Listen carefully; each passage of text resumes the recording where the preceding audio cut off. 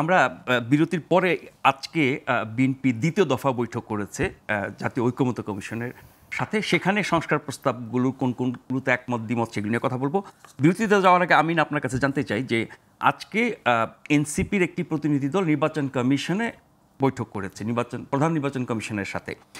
বেরিয়ে এসে তাদের যে মুখ্য সমন্বয়ক নাসিরউদ্দিন পাটোয়ারি তিনি বলেছেন যে নির্বাচন ব্যবস্থা সংস্কার কমিশনের প্রতিবেদন ছত্রে ছত্রে অক্ষরে অক্ষরে প্রয়োগের মধ্য দিয়ে ভবিষ্যতে নির্বাচনে যেতে হবে।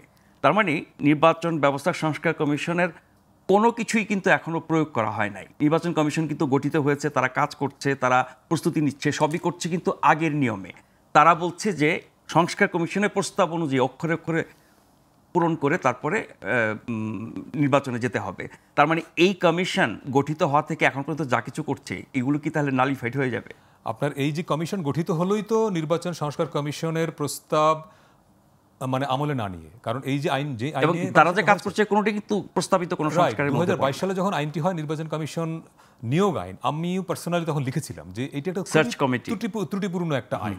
সেই ত্রুটিপূর্ণ একটা আইনে আপনি কমিশন নিয়োগ দিলেন এবং সেই অথচ তখনও কমিশন কাজ করছিল, মানে সংস্কার কমিশন। তারপরে তারা রিপোর্ট দিল, তাহলে সরকার কি আর এক সপ্তাহ বা 15 দিন ওয়েট করতে পারতো না যে রিপোর্টটা আসুক? কিন্তু জনাব নাসিরউদ্দিন পাটোয়ারি যে যা বললেন যে ছত্রে ছত্রে মেনে যদি ইলেকশন আয়োজন করতে তাহলে আগামী 2 বছর লাগবে, ইলেকশন 27-এর আগে আপনি করতে পারবেন না।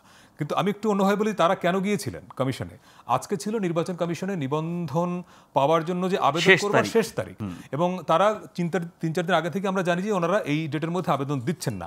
ওনাদের মোটা দাগে অভিযোগ হচ্ছে শর্ত পূরণ হয়নি, এখন শর্ত পূরণ হয়নি। অথবা ওনাদের যে দাবি, আপনি জানেন রিট হয়েছে একটা, যে যেই গণবিজ্ঞপ্তি জারি করেছে ইসি, সেখানে তারা এটাকে চ্যালেঞ্জ করেছেন, কারণ যে আইনের বলে এই আবেদন করতে হবে ওনারা মনে করছেন যে এই আইনটি বৈষম্যমূলক, কারণ সেখানে যেসব শর্ত দেওয়া আছে সেই সব শর্ত মেনে দেশের সব প্রান্তের লোকেরা আবেদন করতে পারবে না।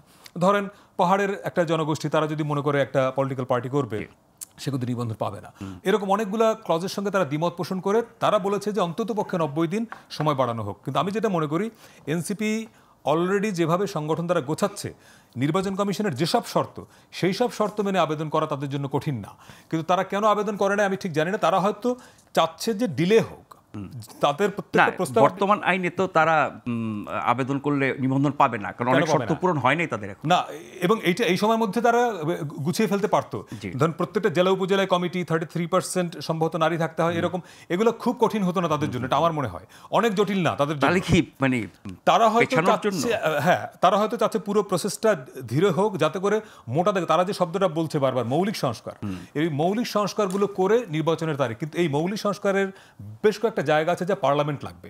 ধরেন প্রধানমন্ত্রী রাষ্ট্রপতির ক্ষমতার ভারসাম্য, এইটা আপনি অন্তর্বর্তী সরকার কি করে করবে? ওটা জন্য এখন এনসিপির প্রত্যেকটা দাবি আপনি যদি একটা একটা করে দেখেন, প্রত্যেকটি দীর্ঘ সময়ের, আমি সেটাই বলছি। সেই দাবিগুলো করা উদ্দেশ্য যদি কেউ বলে যে নির্বাচন অনির্দিষ্টকালের জন্য পেছানো, ভুল হবে না। কিন্তু সরকার তাহলে কোনটার প্রতি মনোযোগ দিচ্ছে? আমি তো শুরুতেই বলেছি যে সরকার এনসিপি যা বলে তার বাইরে গিয়ে খুব বেশি রোল প্লে করবে বলে মনে হয় না। তখন সেখানে রবিউল ভাইদের বা বিএনপির দায়িত্ব যে তারা আসলে কতটা আদায় করতে পারছে। তাদের দলের জনসমর্থন এখনো প্রমাণিত না, শুধু তার দাবির প্রতি যদি সরকার বেশি মনোযোগী হয় তাহলে যারা বহু বছর ধরে প্রমাণিত পরীক্ষিত জনগণের সমর্থনের ব্যাপারে। এখানে একটা ব্যাপার আছে, রবিউল ভাই কয়েকবার একটা শব্দ বলেছেন জনগণ। জনগণ মনে করে সব পলিটিক্যাল পার্টি এই শব্দটা বলে, জনগণ আমাদের সঙ্গে। শেখ হাসিনাও বলতেন যে সব জনগণ তার সঙ্গে আছে। তো সব পলিটিক্যাল পার্টি মনে করে সব জনগণ তার সঙ্গে আছে।